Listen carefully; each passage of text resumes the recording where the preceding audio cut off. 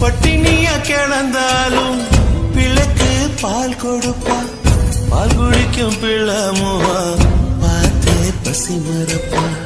இளவட்டமான பின்னும் எண்ணெய் தேச்சு குளிக்க வைப்பா. உச்சி முதல் பாதம் வர உச்சி கொட்டி மகிழ்ந்திடுவா.